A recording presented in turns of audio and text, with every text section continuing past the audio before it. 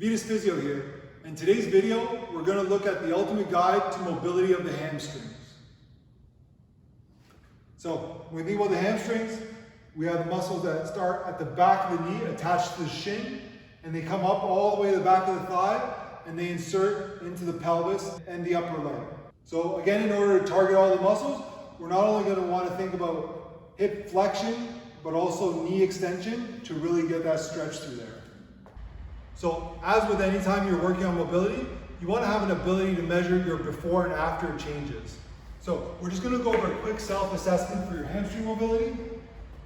So we're going to lie on our backs, one leg extended, the other one, we're just going to bring our hip up to a 90-degree angle. So from there, we're just going to put our hand behind our knee, keeping our thigh vertical.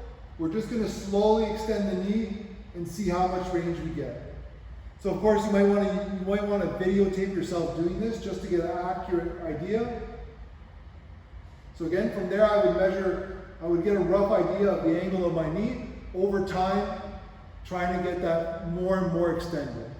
So we're going to go over a little bit of nervous system stuff, some passive stretches, and then we'll get into some active and loaded mobility.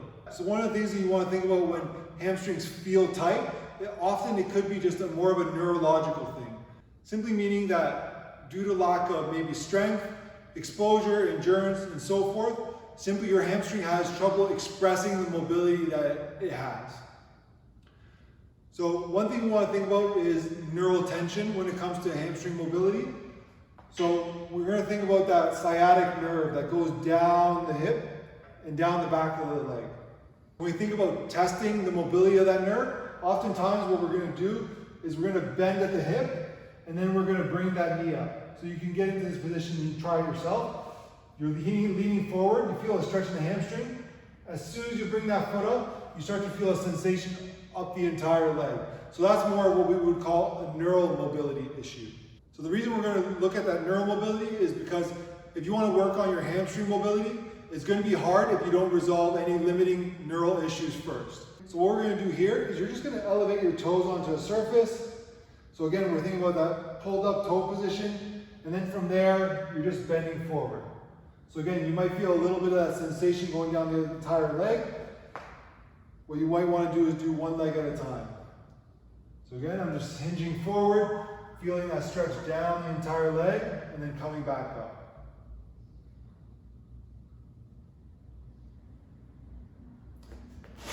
An alternate option is simply to do that version, but you actively lift the foot.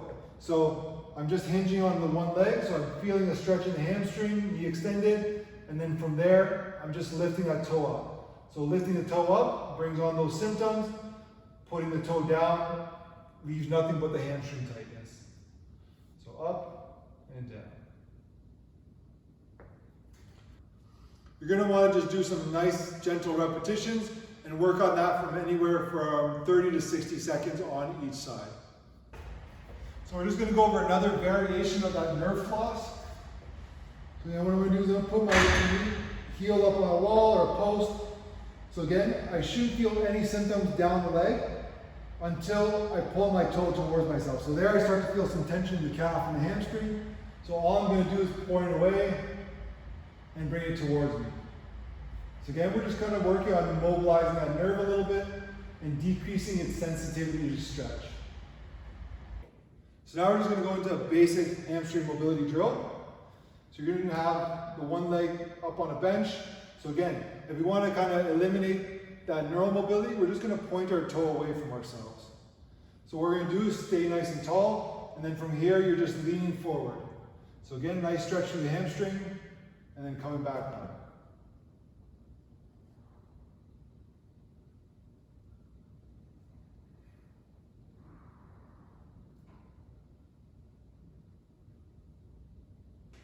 So now we're just going to go into an active range of motion drill. So again, when we think about the hamstrings, we're going to think about flexing the hip as well as extending the knee.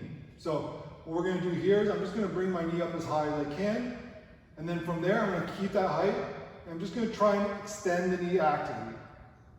So again, that hamstring mobility is going to be my limiting factor. We want to stay nice and tall through the back so that we're not getting that mobility by simply rounding the back. So just to go over that again. So again, I'm bringing my knee up as high as I can, keeping that knee at that height, and then from there, trying to extend that knee.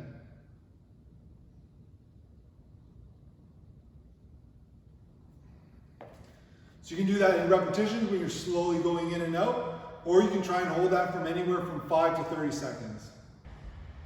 So knee extended, and what I'm going to do here is I'm just going to bring that leg down. So again, feeling the stretch and coming back up.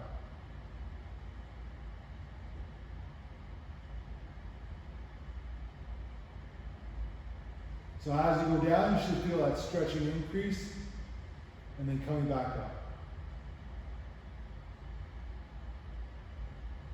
So again, think about active mobility, just lying on our backs, keeping our knees straight. We're just going to simply lift it as high as we can, and coming back down. So again, contracting the quads, contracting the hip flexor. We're using that contraction to help lengthen our hamstrings.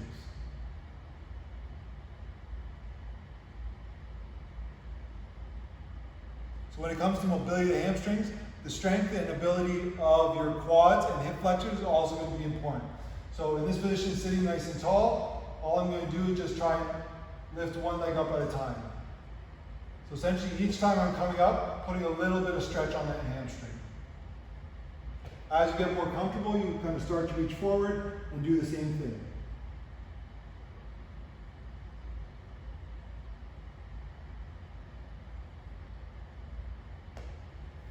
So now we're going to go over a loaded drill for hamstring mobility. So we're going to go over the double and single leg RDL.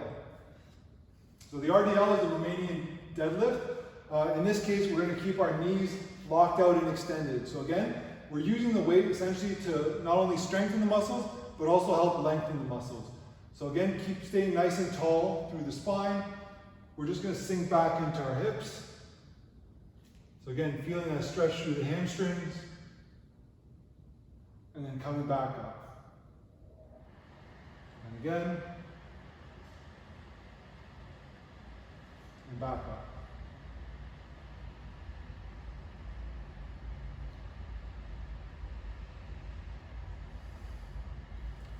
So we can also do that on one leg. So as much as we want to think about stretching the hamstring, we're also going to think about contracting our hip flexors. So if you want to know what that feels like, again, just kind of driving your knee up towards your chest, resisting yourself, you'll feel a contraction of those muscles in the front of the hip. So we're going to use that contraction to help further lengthen our hamstrings. So what I mean by that is, we're going to go into our single leg RDL. So again, I'm starting to feel that tension through the hamstring. And what I'm going to do is I'm just going to try and contract my hip flexor a little bit more, really, really drive myself towards my hip.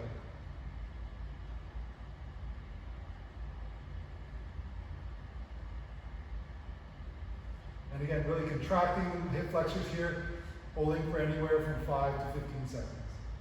Okay, so there you have it. So those are just some simple ideas that you can implement to work on your hamstring mobility. If you enjoyed that video, don't forget to like, subscribe, and comment. Thank you.